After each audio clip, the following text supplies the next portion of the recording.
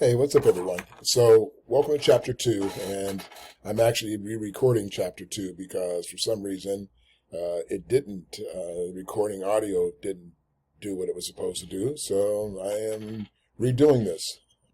So let's talk about this. This is basically dealing with the founding of our country, and it's sort of interesting to note that the country was founded in an unintentional way because in fact, if I were titling this chapter, I would probably title it Unintended Consequences. And I mean that because basically the country happened as a byproduct of King George foolishly thinking that the colonists were all like, yay, England, poor us. And that's what really got him in trouble to begin with, was his failure to understand the separation between the colonies and England. Particularly because you think about from the time that the first landing of a ship, the Mayflower, right, in 150 years or so earlier, the idea of how many generations of people that had gone before is significant because people were living 30, maybe if you're lucky, 40 years on average.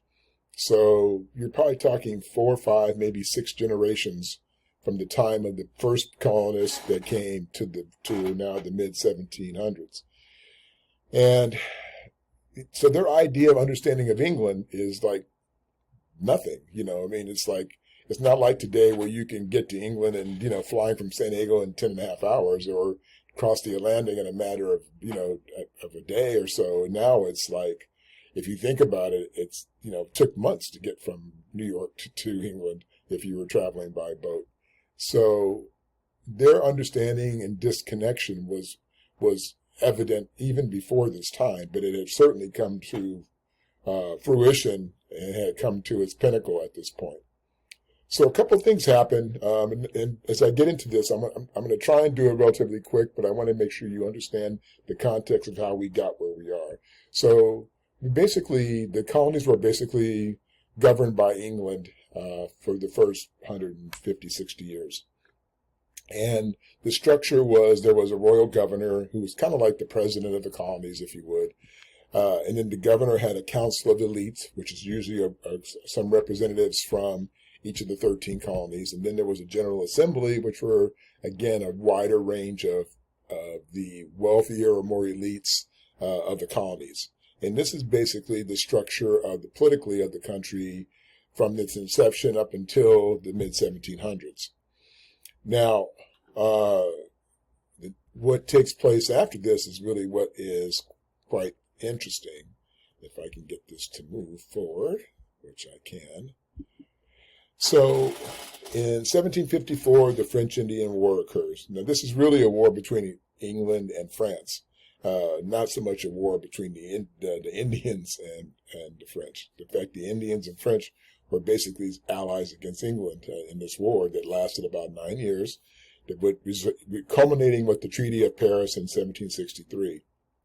Now, which most of you may not know, but it's definitely always the case, even going from this point, even going forward, is that wars cost money. And so there was a lot of debt. The Brits were certainly spent up a lot of money in this war, and so King George is a problem. He's low on cash, and he's trying to figure out how he's going to put money back in the royal bank, in his royal bank. So he comes up with this idea: I'm going to tax the colonists. And it sounds like a great idea, right? But there's a problem.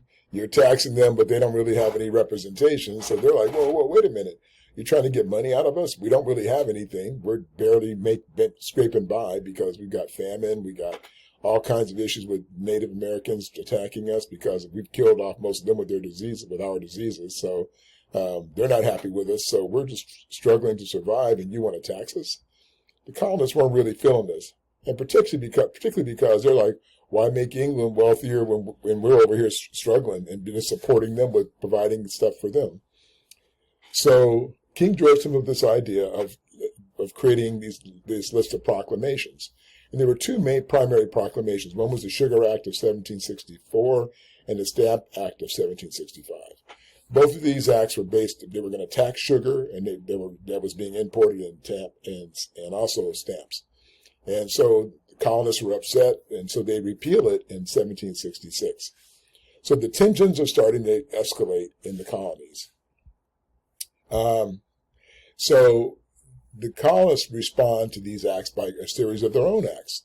The Townshend Act of 1767, well, they call them the Townshend Acts. And under the Townshend Acts, it included the Tea Party, or the Tea Act of 1773, which led to the Boston Tea Party, where, again, they basically commandeered a British ship through all the tea in the Boston Harbor or Boston Bay.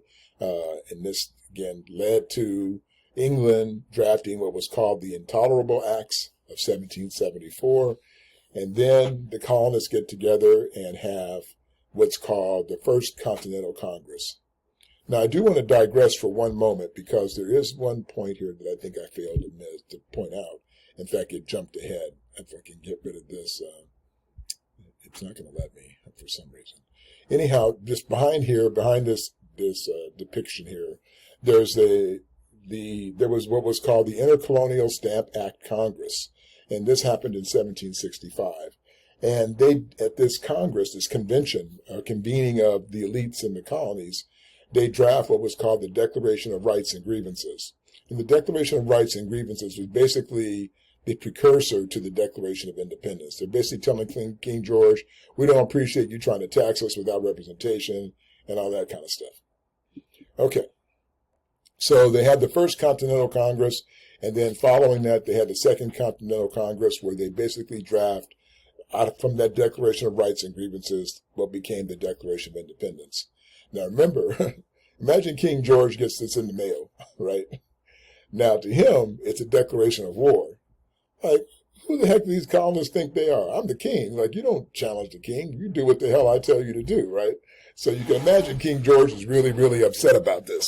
And so this, of course, leads to the Revolutionary War.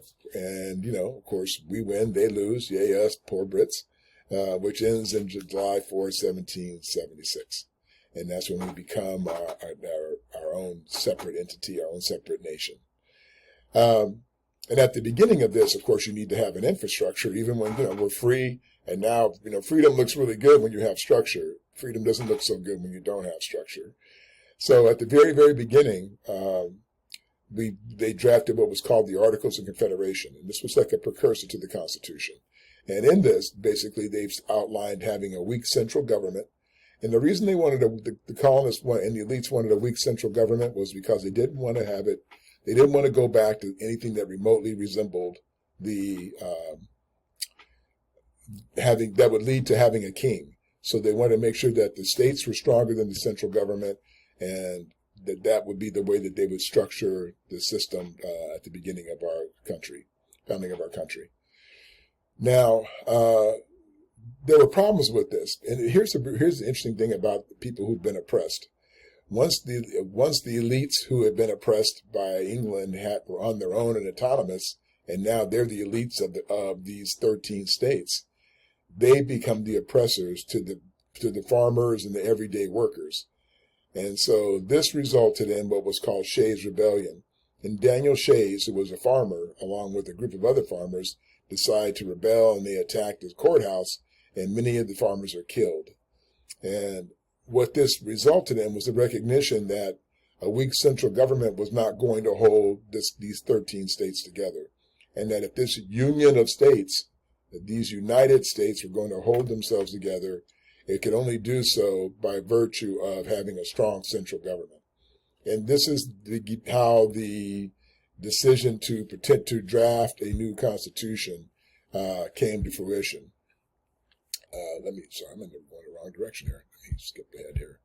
So if you look at this chart here, you can see on the left the Articles of Confederation. That was the original inception of our country, at the original inception of our country. And then the middle column shows you the problems that were created because of it. And then to the right, what it shows you is the potential or the recommended or drafted new federal constitution that they were proposing, that many were proposing. Now, you have to understand that not everyone wanted to see a new constitution. There are many of the elites who wanted to stick to the Articles of Confederation. They liked the structure. They liked that it was more closely similar to the English system. minus the king, but it gave them more of a sense of continuity and security. But the new Constitution was what was being put forth, and because they realized that the structure wasn't going to work for them that they had come from.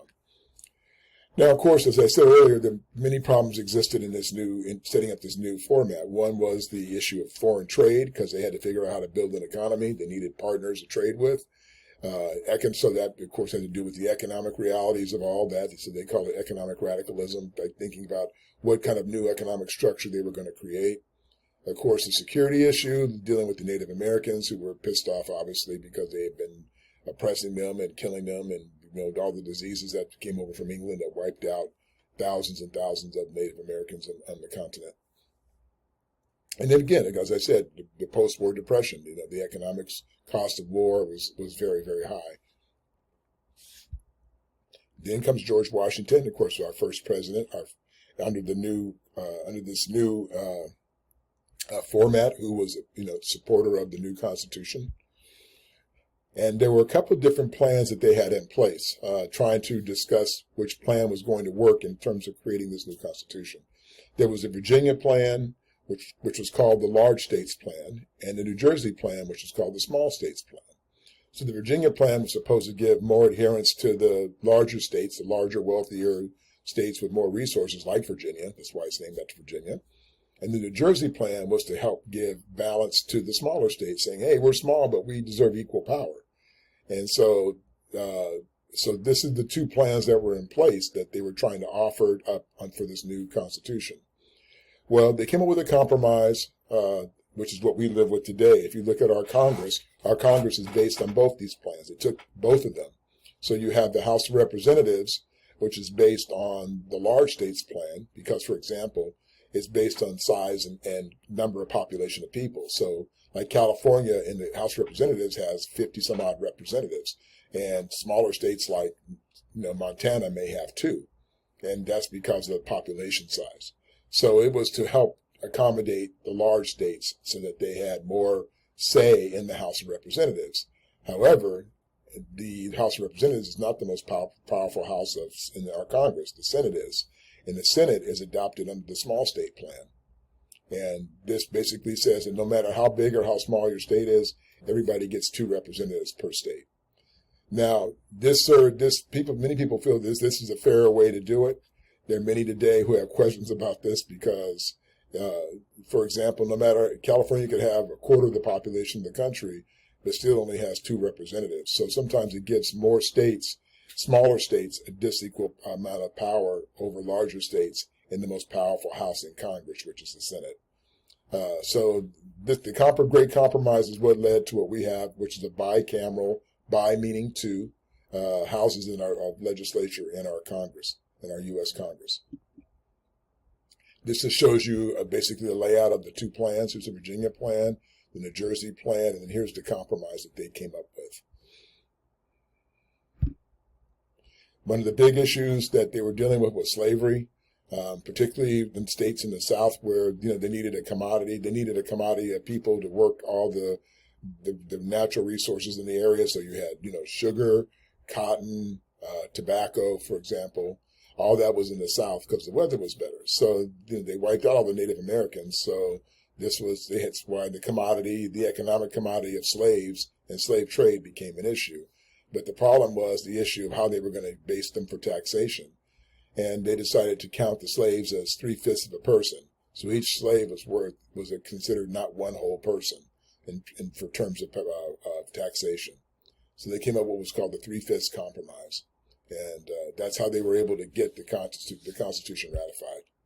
This particular chart shows you where slavery existed more heavily. You can see mostly in the southern states is where you see it. All along the eastern seaboard here is where you see most of the slave trade exists. A few places up in here, but most of it was in the South because that's where the weather and most of the crops were. So some of the basic principles of the new Constitution, of course, was to have a popular sovereign, but not have a person who could be the king, but to have a leader within the framework of it. But they did this by also having checks and balances and separating the powers between the executive branch, the legislative branch, which is our Congress, and then having the judicial branch, which is the Supreme Court and federal courts. So they tried to make sure there were checks and balances in place to make sure that not one entity of the three major areas could have more power than the other.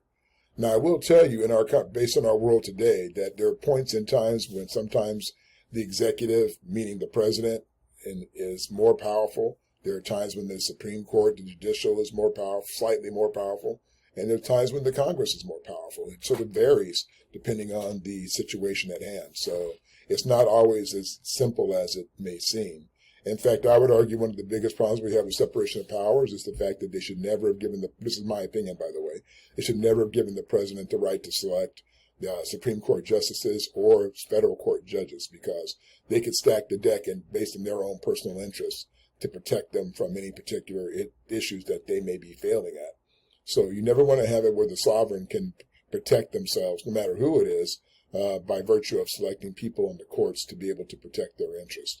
And that's the only part of the three branches of government that is somewhat controlled by the executive branch, unlike the Congress. So we live with that readily today. It's a real controversial issue today. So we'll talk more about that in class. This just shows you, and this is a really cool document because I really admire that the founding fathers really did put together a really interesting, really good overall sense of checks and balances. As again, I've said, my concern is that the president should not be able to appoint anybody to the judiciary because that could protect them or insulate them from any risk of it being charged with anything, for example, if they were doing something illegal. So this is, again, a very masterful piece of work that they put together. So the basis of our governing is, of course, called federalism, which we'll look at in Chapter 3 in a little more detail. The enumerated powers are the powers that are accorded to our Congress by virtue of the Constitution, lays out their authority and the roles they play. We try to build a Constitution that was flexible, meaning it's a living Constitution, meaning that if things changed over a period of time, things could be adjusted, things could be amended. That was the whole purpose of this, by making it so that by virtue of creating an amendment, you could, and having enough states and state legislators approve it, and you could basically modify the Constitution as the world changed. This wasn't an easy process to get this Constitution approved. There were people who, as I said earlier, who wanted to support sticking with the Articles of Confederation, and there were those who supported the Constitution. And there were many people looked at the advantages of the federal, this new Constitution they were trying to push, and there were other people pushing back on the other end of it. Now, in order to get it ratified, meaning getting it approved, there were three primary individuals who wrote a very famous expose, a very dense expose called the Federalist Papers. And the Federalist Papers are written by James Madison, Alexander Hamilton, and John Jay, that basically were defending the new Constitution. And basically what they did was, if I go back to that chart that I showed you earlier, that showed you the Articles of Confederation, and in the middle showed you the problems with it, and then on the right it showed you the new Constitution they were proposing. Well, they took the middle part, the problems with the Articles of Confederation, and that's what they emphasized in their justification for this new federal Constitution. This shows you the process. As you can see, it wasn't a simple process. As a matter of fact, it took, literally from December 1787 till May of 1790. So you're talking all of basically 2.5 years from the first signature to the last signature on the Constitution. And you see some of the votes are pretty close, as you can see. So if you go down the list here, look a little bit like Massachusetts is very close. If you go down here to New Hampshire was pretty close. Virginia was pretty close. New York was very close. And then Rhode Island was very close. So there were really some, close calls in getting this final Constitution ratified. And again, most of the colonies or states were looking at their own self-interest as to why they would either support it or not support it. So the Bill of Rights, which are the first 10 amendments of the Constitution, were originally proposed by Thomas Jefferson. He proposed 12 of them, and they ratified 10 of them. And that's, again, the essence of our Federalist structure, which we'll talk about in detail in our next chapter. And the formal process for making our Constitution a living Constitution really stems from what I call the 3/4 and the 2/3, 3/4. So basically, the way it works is you have to have a 2/3 vote in both the House of Representatives and in the Senate of our U.S. Congress. And then after it's approved in both houses of Congress, it goes to the state legislatures. And that means out of the 50 states, you have to have 3/4 of them, or approximately 38 states that have to approve it to amend the Constitution. So 2/3 of the Congress on both houses, and then 3/4 of the states, which is 38 states of the 50 states, have to approve it in order to amend the Constitution. And this just shows you some of the issues that have been up for amendment over the last several years. One was getting rid of the Electoral College, which is still a hot ticket item, mandatory retirement ages, so forth, retirement ages for Congress, for the president, which has been a hot ticket item right now. Question of whether the Supreme Court justice should be elected. These are all things that are in the process that people are discussing. And they're very, very interesting discussions that to be had for sure, particularly regarding the things like the mandatory age, like the issue that Joe Biden had dealt with going into this presidential race. So this is chapter 2, and that's it. I look forward to seeing you in chapter 3. Have a great day, you guys.